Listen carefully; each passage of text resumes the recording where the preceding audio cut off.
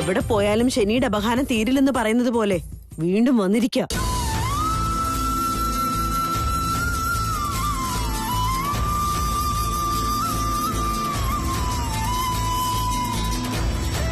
മോനെ, നീ ആര് പറയുന്നതും കേൾക്കാൻ നിൽക്കണ്ട. നമുക്ക് ഇവിടുന്ന് എത്രയും പെട്ടെന്ന് പോണം. നടക്ക. മധുമതി നിൽക്ക. തൃശൂൽ തൃശൂൽ വാ. മധുമതി നിന്നോട് നിൽക്കാനല്ലേ പറഞ്ഞത്? എന്താ മനസ്സിലായില്ലേ? മനസ്സിലാക്കേണ്ട ആവശ്യം എനിക്കിപ്പോ ഇല്ല. എന്റെ പാട്ടിന് എന്നെ വിട്ടേക്ക്. ഞാൻ ദൂരെ എവിടേക്കെങ്കിലും പൊക്കോളാം. ആരും ഇവിടുന്ന് എങ്ങോട്ടും പോകേണ്ട കാര്യമില്ല. മുൻപ് എങ്ങനെയായിരുന്നോ എല്ലാം അതുപോലെ തന്നെ ആയിരിക്കും. നിങ്ങൾ പറയുന്നത് കേട്ട് കേട്ട് എനിക്ക് മതിയായി. ദയവേത് ഞങ്ങളെ ഞങ്ങളുടെ പാട്ടിന് വിട്ടേക്ക്. നിങ്ങളുടെ കൺമുന്നിൽ നീ വരാൻ പോകുന്നില്ല. നീ പോകുന്നെങ്കിൽ പോയിക്കോ. എന്റെ മകനെ എന്തിനാ കൂട്ടിക്കൊണ്ട് പോകുന്നേ? മകൻ മകൻ മകൻ ആരാ നിങ്ങളുടെ മകൻ? തൃശൂലെ എന്റെ മകനാ, ഞാൻ പെറ്റ മകൻ. മധു, എല്ലാം ഞാൻ നിന്നോട് വിശദമായിട്ട് പറഞ്ഞതല്ലേ? നിങ്ങൾ എന്തൊക്കെ പറഞ്ഞാലും ഞാനത് വിശ്വസിക്കില്ല.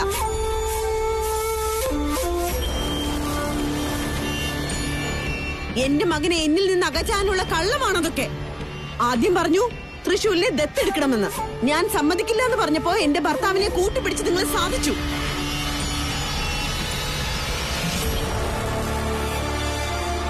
എന്നിട്ട് ഇപ്പോഴോ തൃശൂല് ഞങ്ങളുടെ മകനല്ല, നിങ്ങളുടെ മകനാണ് പോലും. ദത്തെടുത്തിട്ടും പ്രസവിച്ച അമ്മയെ വേദനിപ്പിച്ചത് മതിയായില്ലേ നിങ്ങൾക്ക്? അതിലുപരിയായി എന്റെ മകനെ എന്നിൽ നിന്നും അകറ്റാനല്ലേ നിങ്ങൾ ഉദ്ദേശിക്കുന്നത്? മധുമതി, നീ എന്നെ ശരിക്കും തെറ്റിദ്ധരിച്ചിരിക്കുകയാണ്. അതേ മുതലാളി, ഇത്രയും കാലവും ഞങ്ങൾ നിങ്ങളെ തെറ്റിദ്ധരിക്കുമായിരുന്നു. എന്നാൽ ഇപ്പോ നിങ്ങളുടെ ശരിയായ സ്വഭാവം ഞങ്ങൾക്ക് മനസ്സിലായി. നന്ദീശ മുതലാളി, എന്റെ ഭർത്താവിനെ കൊണ്ട് എന്റെ വായ അടപ്പിക്കാൻ ശ്രമിക്കണ്ട. അതിന് നടക്കില്ല. തൃശൂൽ എന്റെ മകനാ. ആരൊക്കെ എത്രയൊക്കെ വിചാരിച്ചാലും എന്നിൽ നിന്നും അവനെ അകറ്റാൻ പറ്റില്ല. മധുമതി, നിന്റെ വേദന എനിക്ക് ശരിക്കും മനസ്സിലാവുന്നുണ്ട്. പക്ഷേ തൃശൂൽ എന്റെ മകന്. അവനെ പ്രസവിച്ചത് ഞാനാ. അവനെ എന്റെ കൺമുന്നിൽ നിന്ന് വിളിച്ചു കൊണ്ടുപോവല്ലേ മധുമതി? തൃശൂലിനെ പ്രസവിച്ചത് ഞാനാ. അവൻ എന്റെ മകനാ. എല്ലാ സാക്ഷികളും ഞങ്ങൾക്ക് അനുകൂലമായിട്ട് നിൽക്കുമ്പോ മധു, നീ ഇങ്ങനെ ബാധിക്കാൻ നിൽക്കല്ലേ. നിന്നോട് ഞാൻ കൈ കൂപ്പി കേണപേക്ഷിക്കുക. തൃശൂലിനെ ഞങ്ങളിൽ നിന്ന് അകറ്റിക്കൊണ്ട് പോവല്ലേ.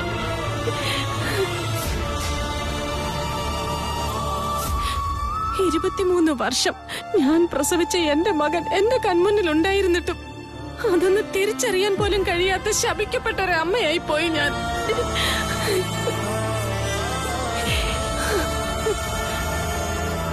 ഇത്രയും വർഷം അവനില്ലാതെ ഞാൻ ജീവിച്ചില്ലേ മധുമതി? അടുത്തുണ്ടായിട്ടും എന്റെ മകനെ ഞാൻ അകറ്റി നിർത്തി ജീവിച്ചില്ലേ? ഇനിയെങ്കിലും അവന്റെ കൂടെ ജീവിക്കാൻ നീ എനിക്കൊരു അവസരം തരണം.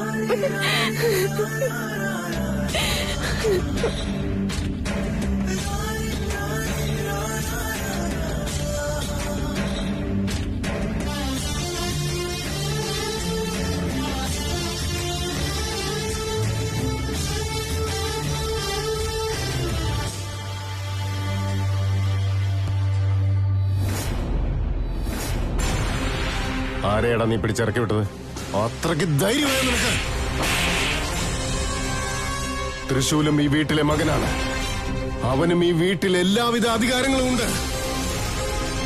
ഈ വീട്ടിൽ നിന്നും പുറത്താക്കാൻ ശ്രമിച്ചുകൊണ്ടിരിക്കുന്നത് അവൻ വേറെ ആരുമല്ല, എന്റെ സ്വന്തം മകനാ. ത്രിവിക്രമൻ നന്ദീശന്റെ മകനാ.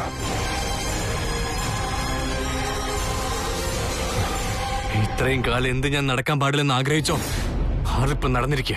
തൃശൂൽ ദിഗ്വിജയന്റെ മകനാന്നുള്ള സത്യം ഇപ്പൊ ഇവിടെയുള്ള എല്ലാരും അറിഞ്ഞിരിക്കുക. ദിഗ്വിജയ് ഇത്രയും പെട്ടെന്ന് ഈ കാര്യങ്ങളെല്ലാം വെളിപ്പെടുത്തുന്ന ഒരിക്കലും വിചാരിച്ചില്ല. ഈ ധൈര്യം ഇപ്പൊ എവിടെ നിന്ന് അയാൾക്ക് കിട്ടിയത്? തെളിവുകളുടെ അടിസ്ഥാനത്തിൽ ഇതൊക്കെ പറയുന്നേ. അയാളുടെ കയ്യിൽ തെളിവുകൾ കിട്ടിയതാ പ്രശ്നമായത്.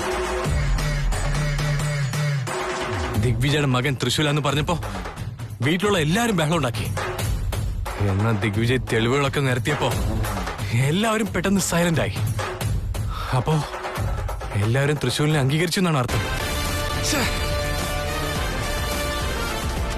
ഈ സമയത്ത് എനിക്കൊരു ഹോപ്പുള്ളത് ഒരാള് മാത്രമാണ്, എന്റെ യഥാർത്ഥ അമ്മ മധുമതി.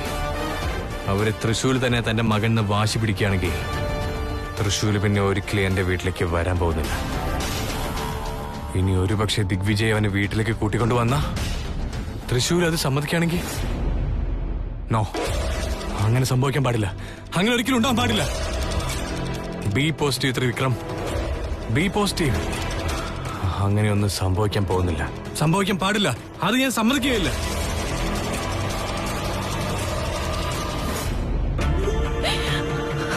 കൊച്ചമ്മ എന്തേ കാണിക്കുന്നത്?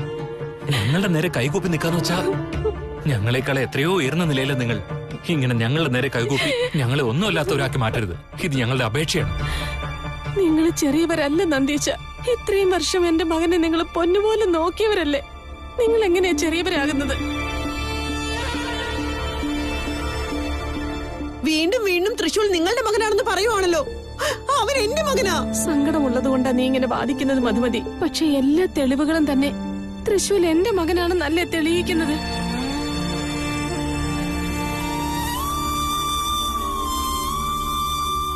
അവൻ എന്റെ ചോരയാ. അവൻ എന്റെ വയറ്റിൽ ജനിച്ച കുഞ്ഞല്ലേ.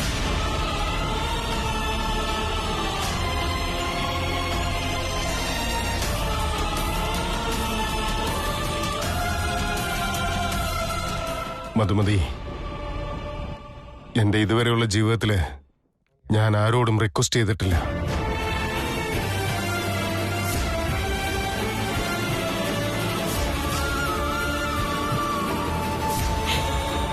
ഇതിപ്പോ എന്റെ മകന് വേണ്ടി, എന്റെ ദമയന്തിക്ക് വേണ്ടി ഞാൻ നിന്നോട് കൈകൂപ്പി റിക്വസ്റ്റ് ചെയ്യാം.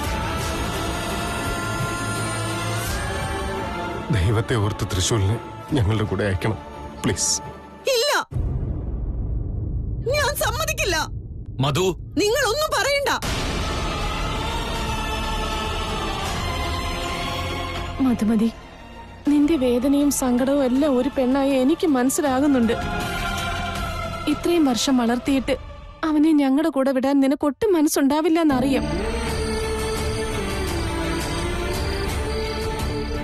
എന്നാൽ അവന് ജന്മം കൊടുത്ത അമ്മയല്ലേ ഞാൻ. അവനെ വിട്ടുകൊടുക്കാൻ എനിക്ക് പറ്റില്ല. ഇത്രയും കാലം ഇല്ലാതിരുന്ന സ്നേഹവും ഇത്രയും കാലം ഇല്ലാതിരുന്ന വേദനയും ഇപ്പൊ നിങ്ങൾക്ക് എവിടുന്നാ വന്നത്? നിങ്ങൾ എന്തൊക്കെ പറഞ്ഞാലും എന്റെ മകനെ ഞാൻ വിട്ടുതരില്ല.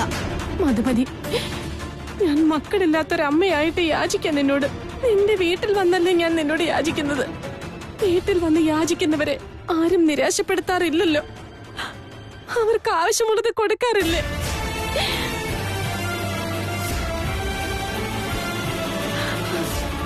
അങ്ങനെ ഒരാളായി ഞാൻ നിന്നോട് യാചിക്കുക. ഭിക്ഷയായിട്ടാണെങ്കിലും എന്റെ മകനെ എനിക്ക് തരും. അത് മതി. ഒരമ്മയുടെ യാചനയായത്.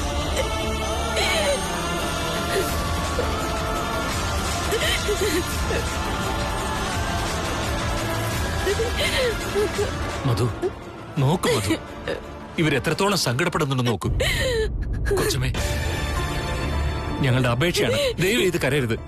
ഇല്ല നന്ദീശ, ഈ അമ്മ ജീവനോടിരിക്കണമെന്നുണ്ടെങ്കിൽ എന്റെ മകൻ എന്റെ കൂടെ ഉണ്ടായേ പറ്റൂ. മധു, ദയവ് ചെയ്ത് നീ മനസ്സിലാക്ക. തൃശൂല് നമ്മുടെ മകനല്ല, അവരുടെ മകനാ.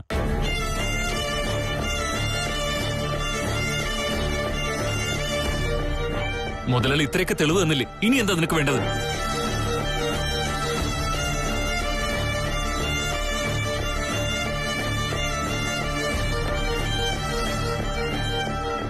തൃശൂൽ, നീ ഞങ്ങളുടെ മകനല്ല, മുതലാളിയുടെ മകനാ നീ. അവരാണ് നിന്റെ മാതാപിതാക്കൾ. അച്ഛാന്നും അമ്മാന്നും വിളിക്കേണ്ടത് അവരെയാണ് നീ.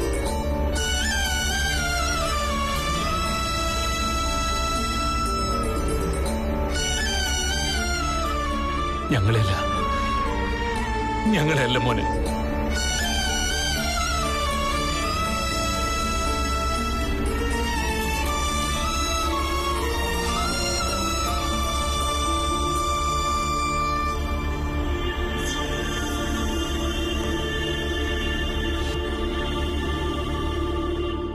മധു, നീ ഇതെങ്ങനെ സഹിക്കുമെന്ന് എനിക്കറിയില്ല. തൃശ്ശൂരിന് അവരുടെ കൂടെ പറഞ്ഞേക്ക്. കൊച്ചമ്മ നമ്മുടെ മുമ്പിൽ വന്ന് ഇങ്ങനെ പൊട്ടിക്കരയുന്നത് കണ്ടു നിൽക്കാനാവുന്നില്ല.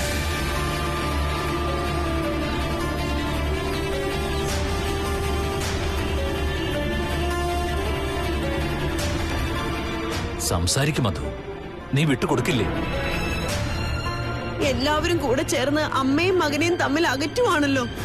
പിന്നെ ഞാൻ എന്ത് പറയാനാ? വിളിച്ചോണ്ട് പൊയ്ക്കോ അവനെ.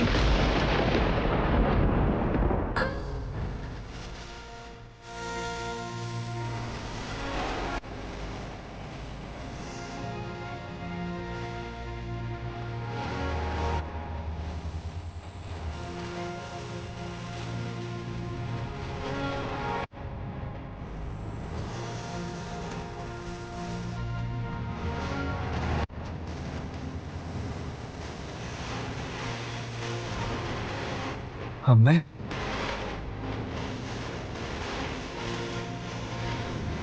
തൃശൂൽ,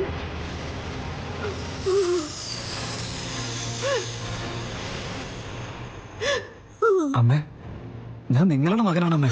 ഞാൻ ഇവിടുന്ന് എവിടേക്കും പോവില്ല. എനിക്ക് നിന്നെ അവരുടെ കൂടെ അയക്കാൻ ഇഷ്ടമില്ലടാ മോനെ. എന്നാ ആ അമ്മയുടെ സങ്കടം കാണാതിരിക്കാൻ എനിക്ക് പറ്റുന്നില്ല.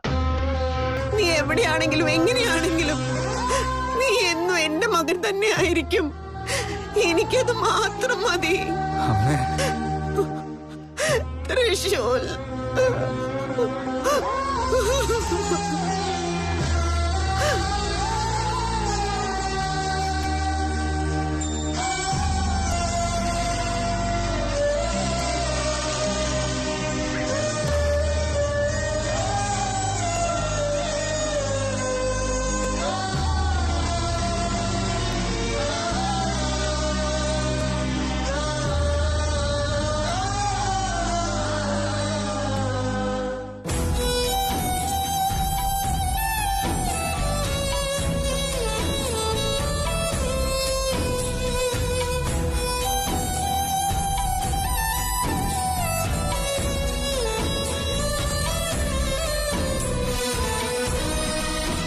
അവരുടെ പൊക്കം മോനെ, സന്തോഷമായിട്ട് ജീവിക്കും. അമ്മേ, തൃശൂൽ, അവരെവിടേക്കും പോയില്ല മോനെ, ഇവിടെ തന്നെ ഉണ്ടാവും.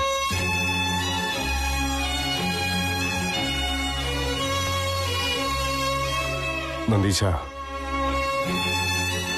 തൃശൂല് എന്റെ മകനും ത്രിവിക്രമൻ നിന്റെ മോനുമാണല്ലോ. അവരിരുവരും എങ്ങനെയാണ് മാറിപ്പോയെന്ന് എനിക്കറിയില്ല. ത്രിവിക്രമനെ വേണ്ട, അവനെ ഇങ്ങോട്ട് അയക്കണ്ട.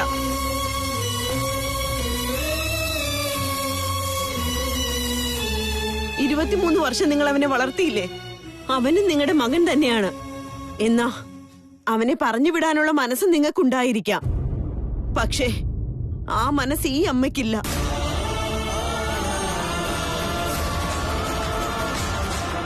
ഞാൻ അനുഭവിക്കുന്ന ആ വേദന, അതേ വേദന ഈ അമ്മയ്ക്ക് ഉണ്ടാകും. മകനെ നഷ്ടപ്പെടുന്ന വേദന എന്നോട് തന്നെ തീരട്ടെ. എന്റെ ഈ വേദന വേറെ ഒരമ്മയും അനുഭവിക്കരുത്. നീ പറഞ്ഞ ശരിയാ മധു. ത്രിവിക്രമനും നിങ്ങളുടെ കൂടെ തന്നെ ഇരിക്കട്ടെ മുതലാളി. നന്ദീശ, തൃശൂലും എന്റെ മകൻ തന്നെയാ. അതേപോലെ ത്രിവിക്രമനും എന്റെ മോൻ തന്നെയാ.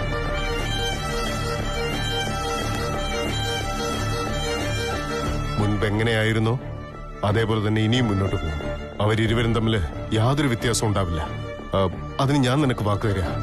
അവനവിടെ യാതൊരു വിധത്തിലുള്ള കുറവുകളും ഉണ്ടാവാതെ ഞാൻ നോക്കിക്കൊള്ളാം.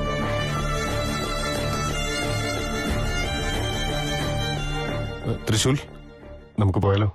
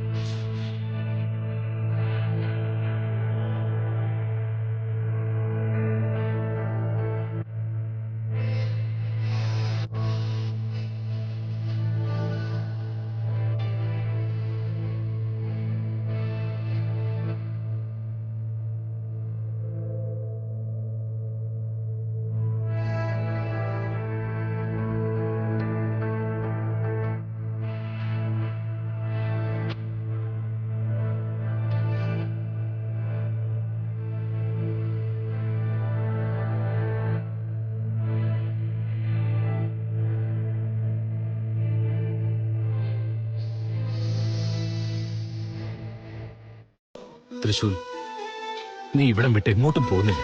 ഞങ്ങളുടെ തൊട്ടടുത്ത് തന്നെ ഇല്ലേ? അമ്മയ്ക്ക് നല്ല വിഷമമുണ്ടെന്ന് നിനക്കറിയാലോ.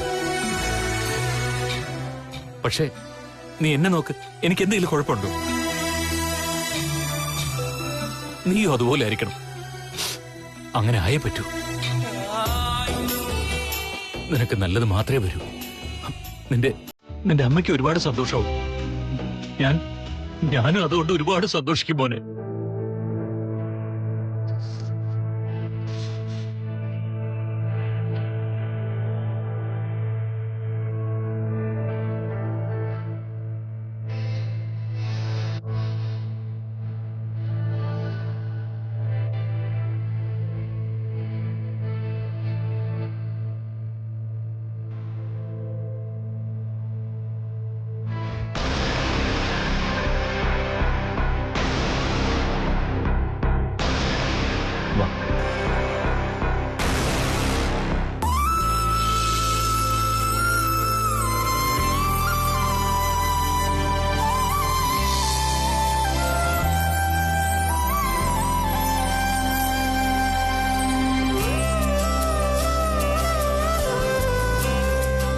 ത്രിവിക്രം, തൃശൂൽ.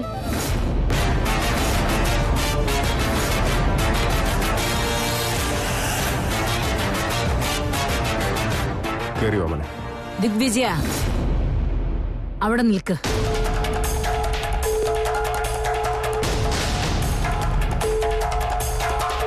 എന്തു പറ്റിയമ്മേ? എന്തു പറ്റിയെന്നോ? തൃശൂലിനെ നിനക്ക് തോന്നിയതുപോലെ വിളിച്ചോണ്ട് വന്നാ ഞാൻ വെറുതെ ഇരിക്കണമെന്നാണോ? ഉറപ്പായും വെറുതെ ഇരിക്കില്ല.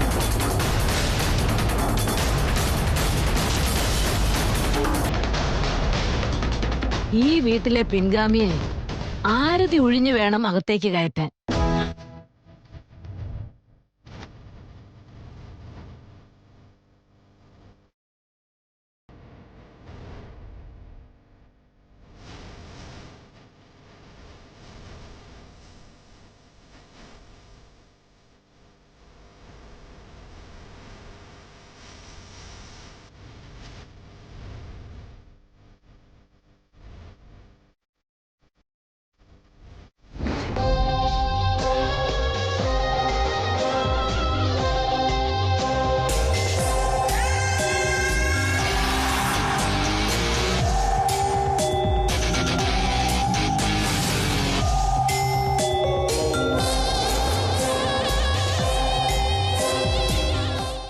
തൃശൂൽ, വലതുകാല് വെച്ച് കയറി വാ മോനെ.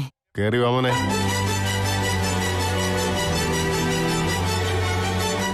തൃശൂൽ, ഇനി മുതല് നീയാണ് ഈ വീടിന്റെ അവകാശി.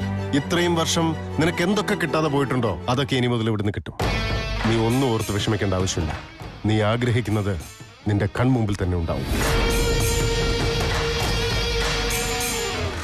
വേണ്ടച്ച, ഞാൻ ഈ വീട്ടിലെ കുട്ടിയാണെന്ന് അറിഞ്ഞ ഉടനെ എന്നെ വേറെ പോലെ കാണണ്ട.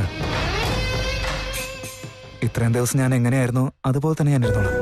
ബന്ധങ്ങളുടെ മുമ്പിൽ ഒരിക്കലും സ്ഥാനമാനങ്ങൾക്ക് വിലയില്ലല്ലോ. അങ്ങനെയല്ലടാ, പുറത്തുള്ളവരുടെ മുമ്പിൽ. പ്ലീസ്, ആരെന്ത് വേണമെങ്കിലും വിചാരിച്ചോട്ടെ.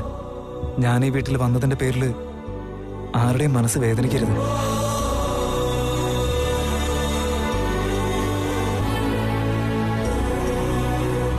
ഈ വീട് ഇതുവരെ എങ്ങനെയായിരുന്നോ അങ്ങനെ തന്നെ ആയിരിക്കണം.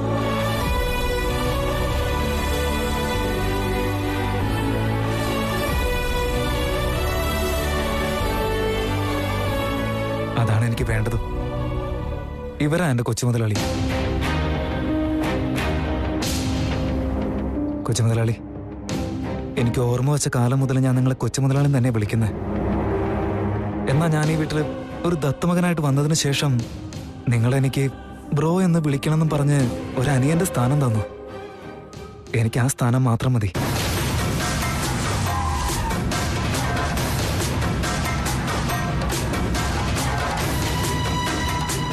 കൊച്ചുമുതലാളി, ഞാൻ ഈ വീട്ടിൽ വന്ന് കയറിയെന്ന് വിചാരിച്ച് നിങ്ങൾ ഈ വീട് വിട്ട് പോകാൻ പാടില്ല. നിങ്ങൾ ഇവിടെ തന്നെ ഉണ്ടായിരിക്കണം. ഇത്രയും വർഷം നിങ്ങൾക്ക് ഈ വീട്ടിൽ എന്ത് സ്ഥാനം കിട്ടിയിരുന്നോ ഇനി അങ്ങോട്ട് നിങ്ങൾക്ക് അത് കിട്ടിയിരിക്കും.